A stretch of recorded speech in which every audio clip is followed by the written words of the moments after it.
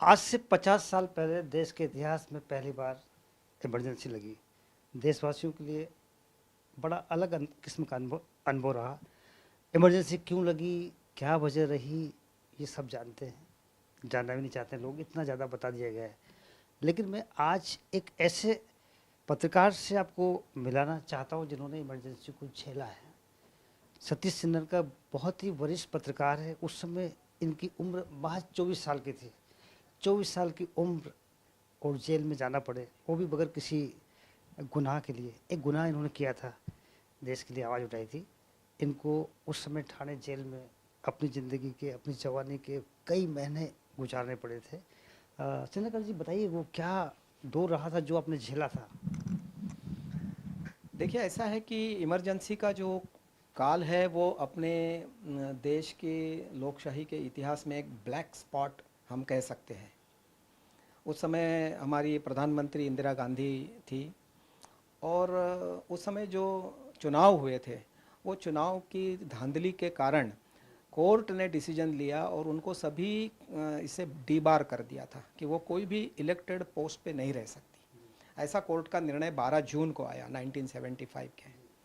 और उसके बाद में अपनी सत्ता कायम रखने के लिए इंदिरा गांधी ने राष्ट्रपति फ़खरुद्दीन अली अहमद का उपयोग करते हुए और उनके से एक ऑर्डर निकाली और 25 जून 1975 को देश में इंटरनल इमरजेंसी डिक्लेयर कर दी। अभी इसका मतलब ये हो गया कि आपके सारे जितने भी अधिकार है, लोकशाही के अधिकार है, वो सारे कर्टेल हो गए। प्रेस सेंसरशिप लागू हो गई। जितने भी प्रमुख विरोधी नेता थे पूरे देश में, उनको रातों रात अरेस्ट कर लिया गया और उनके ऊपर काफ़ी जुल्म भी हुए हैं। तो ये सारा जो कालखंड था, ये एक अपने लिए एक काला कालखंड ऐसा हम अपने देश के लिए कह सकते हैं। तो ये इसमें से हम ऐसे जुड़े कि उस समय हम तरुण थे और कुछ सामाजिक कार्य में कार्य करते थे।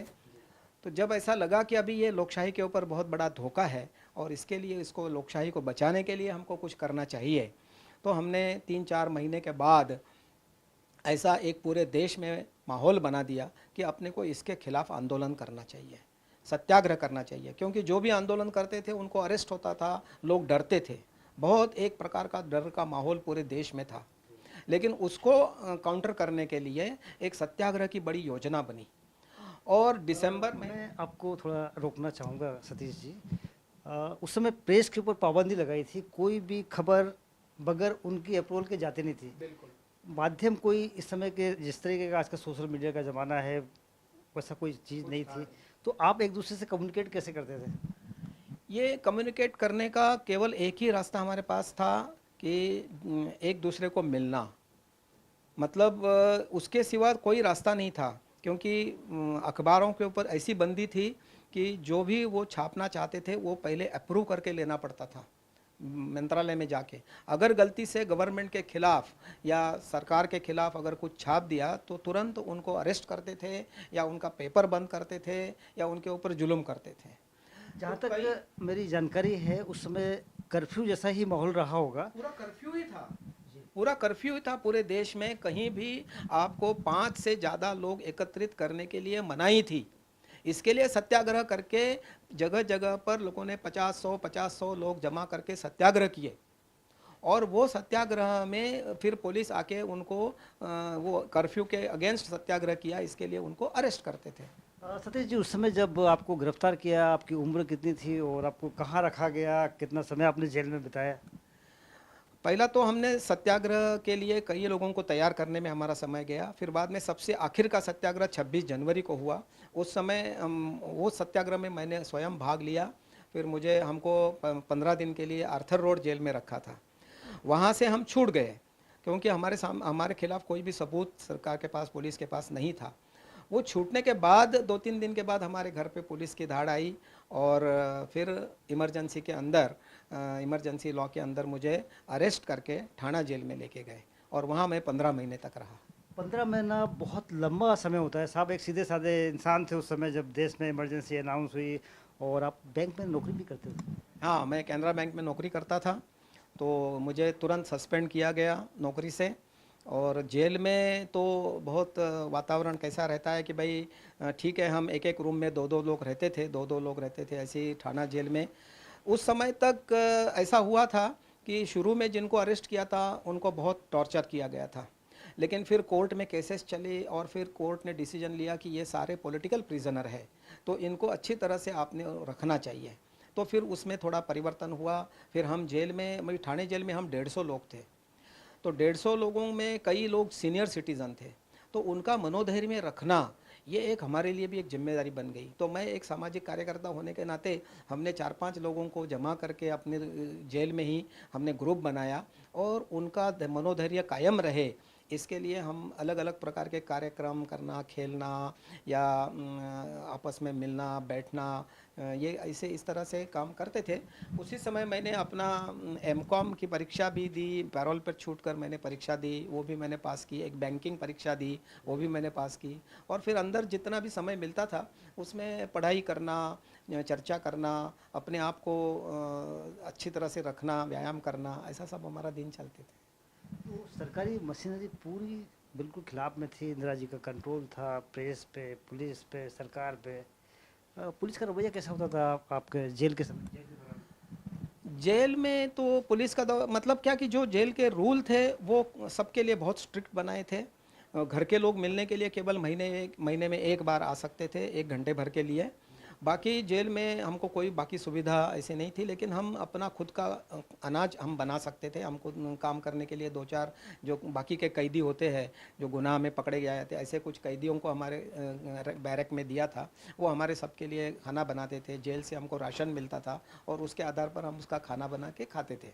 खाना वगैरह आप लोगों को ही बनाना होता था? हाँ, हम खुद बनाते थे, मतलब उनके आधार से हमको मदद करने के लिए जेल से 3-4 कैदी मिलते थे, तो हम अपना, और जेल से राशन भी मिलता था और उसका जो भी है खाना हम बनाते थे खुद अपना। उसके लिए हमने कमेटी बनाई थी, उनको सब कैटरिंग का काम उनको दिया था। जेल का अपने किस्म का एक अलग अनुभव रहा है आपका ज़िंदगी में। कोई ऐसा बड़ा चेहरा या कोई ऐसा बड़ा नेता जो उसमें गिरफ्तार किया गया हो, कभी मिलने का, जानने का, समझने का नज़दीक से मौका मिला आपको? वर्मा जी, रविंद्र वर्मा, ये अभी गुजर गए, लेकिन वो हमारे जेल में थे। वो कांग्रेस के उस समय के समाजवादी पार्टी के बहुत बड़ा नेता थे और उनके वजह से हमारी जेल में काफ़ी लोग उनको मिलने के लिए भी आते थे। पांडुरंग शास्त्री नाम के आरएसएस के एक प्रमुख नेता भी हमारे साथ जेल में थे, वो भी बाद में गुजर गए। तो ये ऐसे अपने मुंबई के ज़्यादातर से और ठाणा के जो लोग, कुछ लोग बुल्ढाना के, विदर्भ के, मराठवाड़ा के भी ठाणे जेल में रखे हुए थे। महाराष्ट्र में ठाणे जेल, नासिक जेल और पुणे येरवड़ा जेल, ये तीनों जेल में मिलकर कम से कम 5-6 हज़ार लोग थे। अभी तो 36 का आंकड़ा है, समाजवादी और आरएसएस और तमाम लोगों का जमता नहीं विचारधारा का मेल है, लेकिन वो कैसा दौर रहा होगा कि जब दोनों विरोधी विचारधारा के लोग एक साथ में मिल के इंदिरा जी के खिलाफ लड़ाई लड़ रहे थे? नहीं, ऐसा मतलब ये तो ठीक है, मतलब वैचारिक विरोध होना ये तो बात आज भी है, उस समय भी थी।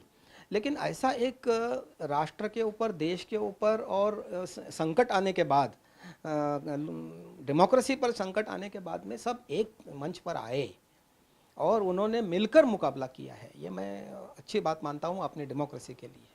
सतीश जी, ऐसा माना जाता है, देखा समझा गया है, इतिहास में कई ऐसे उदाहरण दर्ज हैं कि जब भी कोई तानाशाह पैदा होता है, चाहे इंदिरा गांधी हो या फिर हिटलर की बात की जाए, वो या तो देश राष्ट्रवाद का नाम लेते हैं या धर्म के नाम पे आगे बढ़ते हैं। आज का जो दौर चल रहा है, कहीं ना कहीं कुछ हद तक ही सही इस तरीके के एलिगेशंस मोदी साहब पे लगते आए हैं। नहीं, मुझे उसमें कोई तथ्य नहीं दिखता है, क्योंकि ये इमरजेंसी होने के बाद में लोकसभा में ही एक ऐसा कानून पास हुआ है कि कोई अगर बाहर से आक्रमण हुआ तो ही इमरजेंसी आप लगा सकते हैं, नहीं तो वापस ये इस प्रकार की इमरजेंसी इस देश में रिपीट होना इम्पॉसिबल है। लेकिन चुनाव के पहले ऐसा माहौल देखा गया है, बहुत लोगों ने बहुत शिद्दत से महसूस किया है। अघोषित इमरजेंसी जैसे हालात चुनाव के बाद हो सकते हैं। 400 के पार अगर मोदी साहब जाते हैं तो संविधान खतरे में पड़ जाएगा, तमाम इलेक्शन बंद हो जाएंगे। ये भ्रांति फैलाई गई और लोगों ने इन बातों पे काफ़ी हद तक विचार भी किया। लिहाजा पहली बार ऐसा हुआ है कि मोदी सरकार काफ़ी हद तक कमज़ोर नज़र आए हैं। आपका क्या बोलना है? देखिए, ऐसा है, आंकड़ों में जाएंगे तो ऐसा कुछ भी नहीं है। जो 300 थे उसके 240 हुए हैं। लेकिन मतलब मोदी सरकार का पराभव हुआ ऐसी तो बात नहीं है, वापस तीसरी बार वो सत्ता में आए हैं। हाँ, जो विपक्ष था वो मजबूत हुआ है और वो डेमोक्रेसी के लिए बहुत अच्छी बात है। अगर जिम्मेदारी से विपक्ष बर्ताव करता है तो अपने देश के लिए, हित के लिए, विकास के लिए बहुत अच्छी बात रहेगी। सुनने में ये भी आया है, जैसा कई बार आपने भी मुझे बताया है, कि जब अंग्रेजों के खिलाफ लड़ाई हुई थी 1942 की, भारत छोड़ो आंदोलन की, और ये इमरजेंसी वाला जो मामला, दोनों में क्या समानता देखते हैं आप? दोनों में ये समानता है कि 1942 में तो हमने अंग्रेजों के खिलाफ लड़े थे, वो तो बाहर के लोग थे, हमारे ऊपर राज करते थे।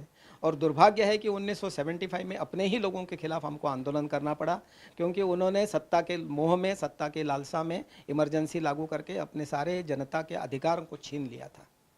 तो ये दोनों में फ़र्क और भी एक है कि भाई 1942 में जितने लोग उन्होंने आंदोलन किया और जेल में गए, उससे कई ज़्यादा लोग 1975 में आए, तो जन जागृति ऐसी बढ़ गई थी देश में। तो उसका ये एक मिसाल है कि भाई ज़्यादा लोगों ने इसमें आंदोलन में भाग लिया। जन जागृति की, सतीश जी, अगर बात की जाए तो आपको लगता नहीं कि इस बार भी जन जागृति ऐसी ही बढ़ी कि विपक्ष उभर के वापस आ गया मोदी जी के खिलाफ? बिल्कुल बिल्कुल। और जन जागृति यही एक लोकशाही का मेन आधार है, वो होना ही चाहिए, उसमें कोई दो मत नहीं है। और उसमें अगर इसमें डरने की क्या बात है कि भाई विपक्ष अगर मजबूत हो गया तो उसमें डरने की क्या बात है, ये तो लोकशाही है, होता रहेगा। कब ये सत्ता में आएंगे, कब वो सत्ता में आएंगे, लेकिन सबने मिलकर देश के हित में सोचना चाहिए, काम करना चाहिए। सतीश जी, एक चीज़ बताइए, जो लोग आज़ादी की लड़ाई में शामिल हुए, उनको स्वतंत्रता सेनानी का दर्जा दिया गया है, गवर्नमेंट की तरफ से काफ़ी सुविधाएं मिलती है, ऐसी लड़ाई आपने लड़ी है, वो भी देश हित की थी, कोई सुविधा गवर्नमेंट की तरफ से आप लोगों को मिली? हाँ, ये थोड़ा मतलब मोदी गवर्नमेंट, मतलब 2014 तक तो कुछ नहीं मिला था। 2014 के बाद में इसके ऊपर विचार हुआ और महाराष्ट्र, राजस्थान, मध्य प्रदेश, दिल्ली, ऐसे कुछ राज्यों ने ये निर्णय लिया कि जिन्होंने इमरजेंसी में इस तरह से आंदोलन में भाग लिया, जेल में गए, उनका अगर एक सबूत मिलता है तो उनको हम कुछ मंथली पेंशन देंगे, और कुछ दे भी रहे हैं। मैंने खुद के लिए इसलिए नहीं लिया कि मैंने सोचा कि भाई मैंने तो देश के लिए काम किया है और उसका मुझे कोई मुआवजा नहीं चाहिए। सर, ये तो आप बात कर रहे हैं उन राज्यों की जहाँ पे भाजपा की सरकार है, आपको लगता है कि बाकी जगह भी ऐसी चीज़ें होनी नहीं, चाहिए? नहीं हुआ। जहाँ पर भाजपा की सरकार नहीं है वहाँ ऐसा कुछ नहीं हुआ, राज्यों की तरफ से ऐसा कुछ नहीं हुआ। फखरुद्दीन अली अहमद साहब ने इंदिरा गांधी के कहने पर देश में इमरजेंसी लगाई, एक विलन के रूप में मुस्लिम कम्युनिटी का एक राष्ट्रपति जो है जाना जाता है, लेकिन कांग्रेस के साथ में अभी भी मुस्लिम कम्युनिटी है, इससे भी इनकार नहीं किया जा सकता।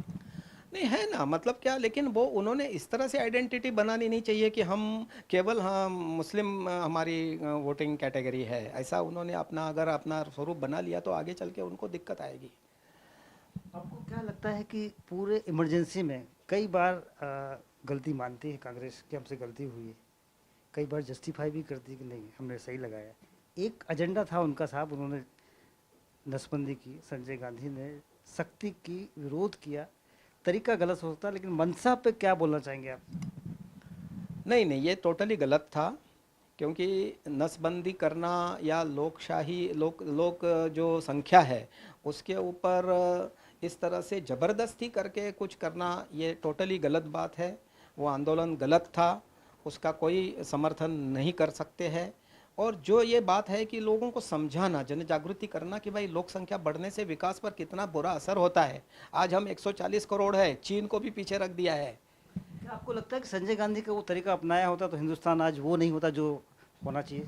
नहीं नहीं, ये संजय गांधी ने जो किया वो गलत किया, और वो आगे चलकर बहुत बड़े देश के स्तर पर कर ही नहीं सकते थे। उसने दिल्ली में केवल एक प्रयोग किया, लेकिन वो प्रयोग असफल रहा। हाँ, कुछ लोगों की नसबंदी हुई और उसका रोष जो है वो मुस्लिम समाज में आज भी है। उन्होंने मुस्लिम को टारगेट किया था, ऐसे नहीं है कि हिंदुओं में भी, बाकी लोगों में भी कई बच्चे पैदा करने की प्रथा आज भी है, उस समय भी थी। लेकिन इन्होंने एक पर्टिकुलर कम्युनिटी को टारगेट किया ना, तो उसका उनको उस समय भी भुगतना पड़ा, आगे भी भुगतना पड़ेगा। ये विचार थे आरएसएस के कार्यकर्ताओं के, जो आरएसएस के बारे में मुस्लिम कम्युनिटी मानती है कि वो मुसलमानों के खिलाफ है, लेकिन ये सज्जन जो आरएसएस को मानने वाले हैं, सतीश सेनेगल का नाम है, वरिष्ठ पत्रकार, ये मानते हैं कि मुसलमानों के साथ ऐसा नहीं होना चाहिए था। सतीश जी, ये बताइए कि एक देश में कानून होना चाहिए। देश में एक कानून होना चाहिए, क्योंकि ये एक देश है, एक निशान है, एक प्रधान है, और देश में सबके लिए समान कानून होना ही चाहिए। सबके लिए समान कानून ही होना चाहिए, लेकिन मुसलमान अगर 4 शादी करता है तो जायज़ माना जाता है। हिंदुओं को एक शादी से ऊपर शादी करने की इजाज़त नहीं है, लेकिन हिंदू कम्युनिटी में कई ऐसे लोग देखे गए हैं जो 2 एक से ज़्यादा शादी करते हैं। इस लिहाज से जो सेकंड उनकी पत्नी होती है, उनके हक मारे जाते हैं। नहीं, ये विषय दोनों की तुलना करना गलत है। मुसलमानों की 4 शादी और हिंदुओं की 2 शादी या दूसरी शादी गैर कानूनी की शादी, इस तरह की तुलना संभव नहीं है। इसमें सोशल इश्यूज ज़्यादा है, रिलीजियस इश्यूज ज़्यादा नहीं है। तो लेकिन मुसलमानों को जो 4 शादी करने की अनुमति है दी गई है, वो उसके पक्ष में आज भी है, दिख रहा है, वो सामने से बोल रहे हैं। उसके ऊपर हमारे 12 नाम का सिनेमा भी निकल रहा है, और कई बातें अभी ट्रिपल तलाक को इन्होंने बंद किया, तो उसके ऊपर भी उनके मन में खेद है, उनको गुस्सा है उसके ऊपर कि भाई ऐसा नहीं होना चाहिए। तो ये थोड़ा मुसलमानों में जन जागृति करना, उनको अपने समय के साथ में चलने की आदत उन्हें डालनी चाहिए। ये जो पुराने 1000 साल के पहले की बातें लेकर चल रहे हैं, तो वो आज की तारीख में नहीं चलेगा। ये पूरे पूरे और ये केवल भारत का विषय नहीं है, ये पूरे दुनिया का विषय हो गया है कि भाई किस तरह से इनको समझाया जाए। लेकिन देखा ये भी गया है साहब, जहाँ भी इनका परसेंटेज बढ़ता है मुस्लिम कम्युनिटी का, देश या दुनिया जहाँ भी रहते हैं, वो इलाका काफ़ी तनावपूर्ण हो जाता है। चाहे पश्चिम बंगाल की बात हो, उत्तर प्रदेश की बात हो, या अपने इंग्लैंड की बात की। नहीं, ये बात तो सही है कि मतलब ये तो जो कैलकुलेशन है, सामने स्टैटिस्टिक्स है कि भाई जहाँ भी उनकी आदत बढ़ी है, संख्या बढ़ी है, वहाँ एक प्रकार का भय का वातावरण, एक प्रकार का दहशत का वातावरण वहाँ पर निर्माण होता है। और कई जगह पे उसके ऊपर उन्होंने आक्रमण किए हैं, हमले किए हैं, छोटे छोटे बातों पर उन्होंने लोगों को मारा है। तो ये तो हम देख रहे हैं, दिन ब दिन देख रहे हैं, हर रोज़ देख रहे हैं, हर देश में इसका ये कर रहा है। तो ये आगे चल के क्या होगा, इस तरह से इसका परिणाम एंड में क्या होने वाला है, ये तो स्पष्ट है कि भाई कोई बहुत बड़ा आंदोलन इसके बाजू में हो सकता है, उसके खिलाफ हो सकता है। ऐसा आगे चल के कुछ भी हो सकता है। सतीश जी, एक चीज़ बताइए, सबका साथ सबका विकास की बात भाजपा करती है, और सबको समान तरीके से देखा भी जाता है। जो सुविधाएं हिंदू को मिलती है, मुसलमानों को भी दी जाती है। इतना सब होने के बावजूद मुसलमानों का दिल जीतने में अब तक कामयाब क्यों नहीं हो पाई भाजपा? नहीं, ये तो मैं नहीं बता सकता ज़्यादातर से, इसका ऊपर मेरा कोई ज़्यादा अभ्यास नहीं है। लेकिन मुझे ऐसा लगता है कि मुसलमानों का दिल जीतना मतलब क्या होता है कि उनके उनके मन में जो क्या है, उनकी भावना क्या है। ये चीज़ें भाजपा सरकार में मुसलमानों के हित में की गई, जितने फैसले किए गए, जितनी सुविधाएं हैं, जितनी स्कीम्स हैं, अलग अलग चीज़ें की जा रही है, वो सारी सुविधाओं का लाभ उनको मिलता है। परिस्पत कांग्रेस सरकार से ज़्यादा फैसिलिटीज़ मुसलमानों को भाजपा सरकार की तरफ से, भाजपा सरकार के दौर में मिल रही है, लेकिन उस अनुपात में उनके वोट नहीं मिल पा रहे हैं। नहीं, देखिए ऐसा है कि इस अभी ये चुनाव में कश्मीर में भी चुनाव हुए, जम्मू कश्मीर में, वहाँ तो जो एक दहशतवादी जेल में है वो चुन के आया। पंजाब में भी एक दहशतवादी जेल में है, वो चुन के आया है। तो ये इलेक्शन और उनके लिए काम करना, अभी जम्मू कश्मीर के लोगों ने कहा था कि यहाँ के जो रास्ते हैं वो भी अगर अपने सोने के बना दिए, गोल्डन, तो भी हम अपना एजेंडा छोड़ने वाले नहीं हैं। मतलब विकास ये नई पीढ़ी के लिए, तरुणों के लिए। अभी वहाँ के विद्यार्थी खुश है, वहाँ की महिलाएं खुश है। वो कहती है कि ऐसा जो है अच्छा वातावरण हमारे पहली बार हुआ है कई सालों के बाद, कि हम स्कूल में जा रहे हैं, कॉलेज में जा रहे हैं, फेस्टिवल मना रहे हैं, और हमको डर नहीं लग रहा है बाहर जाने का। तो ये वोट में कन्वर्ट नहीं होता है, ये तो कम्युनिकेशन की बात है। वो बीजेपी के लोगों ने सोचना चाहिए कि भाई किस तरह से इसको आगे हम बढ़ा सकते हैं। आपको लगता है कहीं ना कहीं छोटी ही सही एक आशा की किरण दिख रही है? बिल्कुल आशा की किरण है। मतलब मुझे तो लगता है कि जिस तरह से जन जागृति हुई है पूरे देश में, चाहे वो अपने विकास के बारे में, सबसे ज़्यादा जागृति हुई है विकास के बारे में। हर एक यहाँ के आज के हर एक व्यक्ति को अपना अपना विकास करना है, देखना है, मेरा घर अच्छा हो, मुझे अच्छी आमदनी हो, मेरी अच्छी शिक्षा हो, मेरा अच्छा स्वास्थ्य हो, इसके बारे में लोग जागरूक हुए हैं। आज जो एसएससी के रिजल्ट आए हैं उसमें 90% से ऊपर लेके ऐसे जिन्होंने मार्क लिए हैं, ऐसे इसमें कई हजारों लोग हैं जो गरीब घर से आ रहे हैं। सतीश जी, मैं आपकी बात से सहमत नहीं हूँ। यहाँ पे आप विकास की बात कर रहे हैं। उत्तर प्रदेश में डबल इंजन की सरकार है। इतनी फैसिलिटी इसके पहले अब तक उत्तर प्रदेश को नहीं मिली। रातों रात एक एयरपोर्ट बनता है, इंटरनेशनल लेवल का उसको दर्जा मिल जाता है। इतना डेवलपमेंट हो रहा है, उसके बावजूद नतीजे बीजेपी के खिलाफ जा रहे हैं। ये विकास का मुद्दा है कहाँ से? नहीं नहीं नहीं, ऐसा मैं इसके बारे में मैं टिप्पणी नहीं कर सकता, क्योंकि मेरा उसमें कोई ज़्यादा अभ्यास है नहीं। सतीश जी बहुत सुलझे हुए, बहुत अच्छे पत्रकार हैं। ईमानदारी से अपनी कमियां भी मान लेते हैं और बिल्कुल बेबाक तरीके से अपनी बातें रखी। देश के हित के लिए बात की, इमरजेंसी की बात की। फिलहाल के लिए बस इतना ही। मेरे सहयोगी शिवाजी काले के साथ हितेंद्र पवार, आवाज़ इंडिया, मुंबई।